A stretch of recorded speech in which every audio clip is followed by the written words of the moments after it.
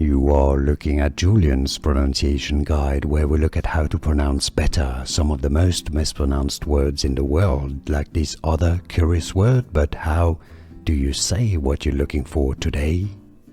An interesting word, this one, a bit confusing. There are different pronunciations in English. Mainly British English, American English, different. So let's hear them. In British English, it is pronounced as societal.